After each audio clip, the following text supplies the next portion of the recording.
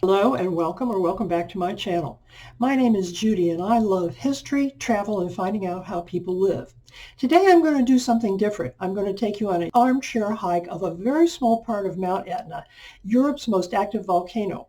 I'm normally a reasonably cautious traveler, and except for once knowingly walking into a potential war zone 50 years ago and more as part of my work for USDA, this is probably the least cautious thing I have ever done.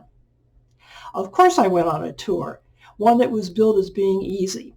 I suppose the hike was easy, the equivalent of a bunny trail, if the bunny trail had been on Mount Everest.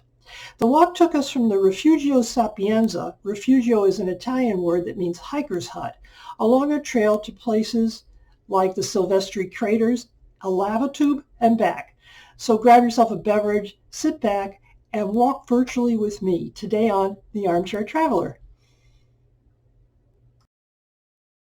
Etna is the highest and most active volcano in Europe. It towers above the city of Catania on the island of Sicily, which you can see in this photograph in the foreground. It has been growing for at least 500,000 years and is in the midst of a series of eruptions that actually began most recently in 2001. It looks quite pretty from a distance, snow-covered and relatively quiet. This calm view hides just how dangerous the volcano is. The video shows you an eruptive episode, which they call a paroxysm, taken on the night of November 16th and 17th, 2013. Etna has a variety of eruption styles, including violent explosions like the one in the video, and voluminous lava flows like the one in 1669, which flowed downhill toward Catania, which is less than 20 miles away. The area is also prone to earthquakes, some of which are tied to Etna, but others, like the devastating 1693 earthquake, are tied to a different fault zone. People live and work on the slopes of the volcano. They know and understand the danger and apparently accept the risk in exchange for the much higher agricultural yields they can get from excellent soils here. There are also quite a few vacation homes and hikers' huts,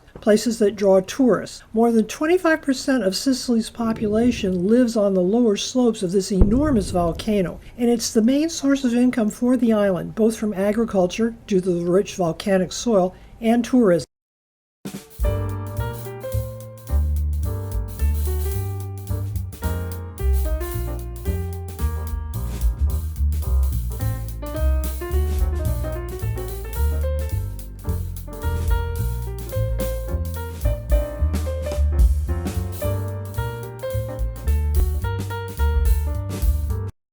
This image is part of a fresco in Catania's cathedral and shows the lava flowing toward the city. An artist named Platania recorded the event for posterity. The Catanians believed it might be possible to divert the flow before it got to the city. They actually did this by building a kind of dam in 1669. The lava dammed itself up but threatened to overflow the defenses. A group of intrepid Catanians drove their carts partway up the slope and dug a hole in the dam pointing westward to direct the flow someplace else. The folks elsewhere lived in a town called Paterno. They were not pleased, to put it mildly. They fought back and sealed the breach. The lava continued flowing toward Catania and destroyed part of the town. The dream of how to stop lava dies hard. Before World War II, U.S. General George Patton took it in his head that the Air Force might be able to bomb a volcano into submission and tried bombing Mauna Loa during its eruption in 1935. The theory was that the explosions would destroy the lava tubes. We'll climb down into one on this hike and expose the lava to the air, cooling it so it would solidify.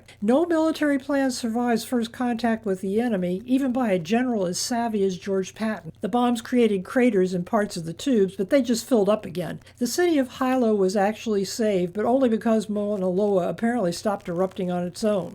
Later on, the U.S. Marine Corps ventured where Patton, representing the Army and the Air Force, had failed, but even they haven't been able to make much of a dent. In 1992, the U.S. Marines worked with Italian volcanologists to develop something they called Operation Volcano Buster, in which they used explosives to blast a hole in a lava tunnel on Etna's flank and then dropped in immense blocks of concrete into the hole to try to stem the flow of the lava. Like George Patton's attempt, however, this plan was ultimately unsuccessful. This is Ernesto gassing up his 4x4 in anticipation of the climb. I measured the distance, and as the crow flies, downtown Catania to the center of Etna is less than 20 miles.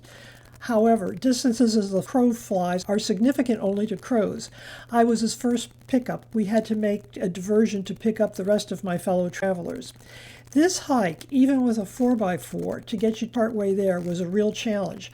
I foolishly imagined it would be a little like hiking in the Blue Ridge. How wrong I was. There is public transportation as far as the lodge, which is located at about 6,300 feet, and is shown here, complete with an enormous parking lot. There's a reception area, a restaurant, and a bar fully stocked, and a shopping area. There's also beer, but more on that later. Although the area around El Rifugio is more than 6,000 feet, the trail we took, basically moving due east from the parking lot and a little up, was mostly flat and fairly easy underfoot compared to the more exciting trail that some folks took, climbing pretty much straight up the mountain from the parking lot. On the left you can see a view of the highest peak, at least this was the highest one in 2018. That could change. This is as close as your intrepid blogger will ever get to it. On the right is an overlook from the refuge, showing the hardened lava flow. All of the buildings in this area are in constant danger of being overwhelmed by lava, and while the risk is low right now, it is not zero.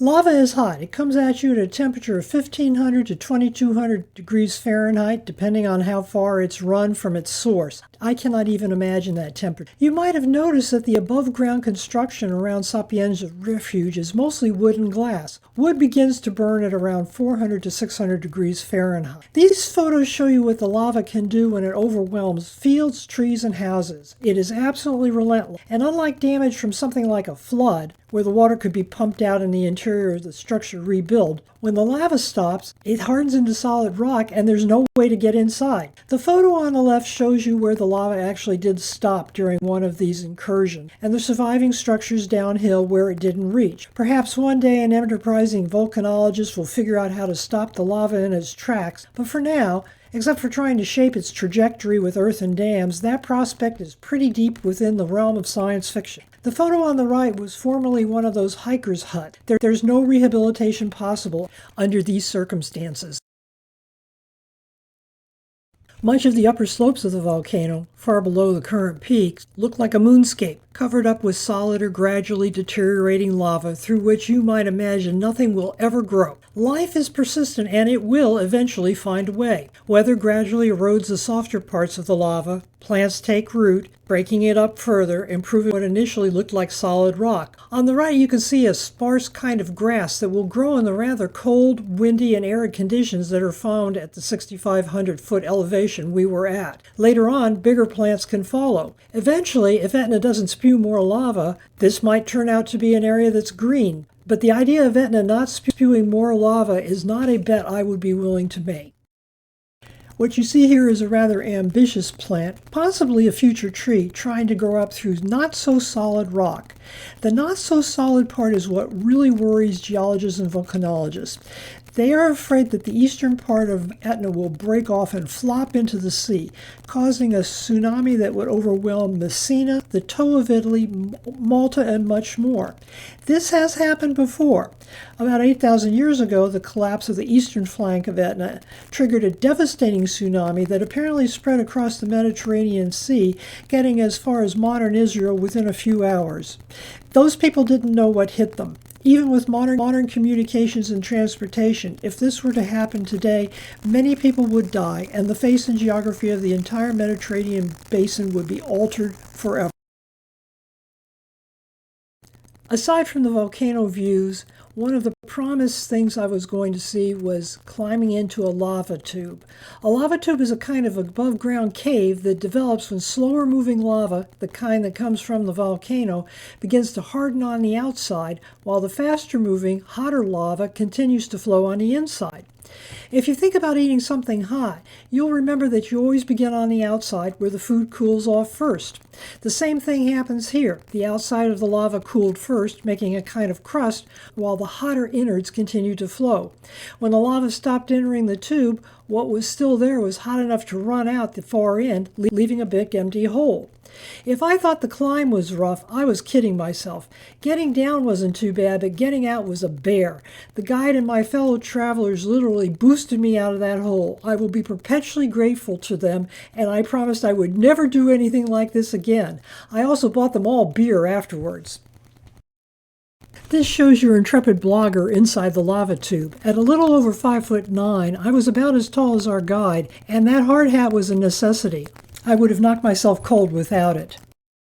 The face of this volcano is constantly changing. The land you see here used to be a home and possibly was farmed. Rifugio Sapienza, which is where we started out, is quite close to these craters, which are brand new in geological time. They were formed by an eruption in 1892 on land once owned by the Silvestri family, which is how they got their name.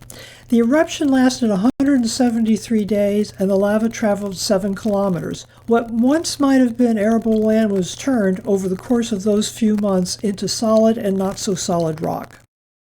This is your video blogger on Mount Etna, with the Silvestri crater to my back. The other woman in our group and I declined to climb higher, although you can see her husband and the 4th climber, shown top right on the trail, who decided to go on up. We circled around the base of the crater and watched them come down. One of them slipped and slid the last 50 feet or so on his bottom. I had on a lined raincoat, a lightweight sweat jacket, 2 shirts, a scarf, pantyhose under my jeans, and sneakers, as well as gloves. You can't see it in this photo, but I was also using hiking poles. I generally despise being photographed, but this will live forever as my favorite photo from the trip.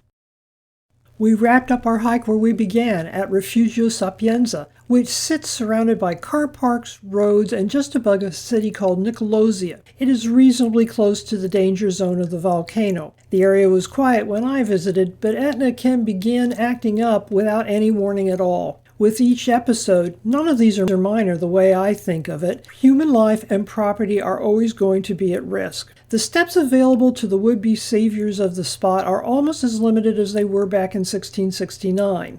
Then, the citizens of Catania had a couple of weeks' notice before the lava got to them. Downtown Catania is about 20 miles away from where the opening in the volcano was. The best bet, then and today, is still to try to divert the lava away from developed areas with one or a series of channels and dams. Mechanical equipment and explosives make the task easier than trying to dig all of that by hand, but that advantage is more than offset by the fact that so many people seem to live, work, or have vacation homes so much closer to the possible action. One dramatic lava flow occurred in April of 1983. There wasn't much warning.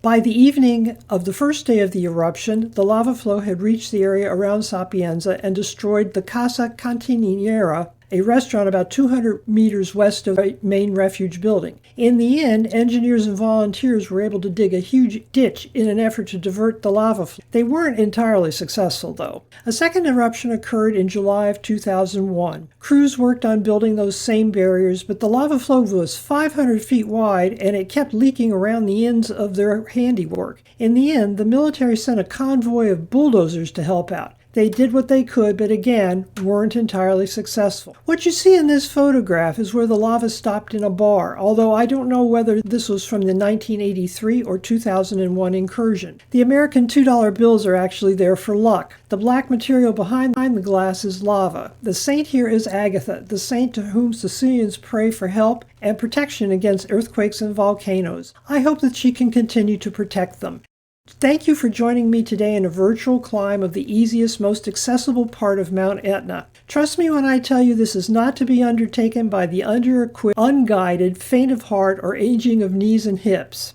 It was a long hike and a very long day, but we all returned safely to our hotel thanks to the superb work by our guide. We could never have done it without him. Come back next time to join me for another adventure, and I promise you, no mountains will be involved, except possibly to see one from a safe distance, here on The Armchair Traveler.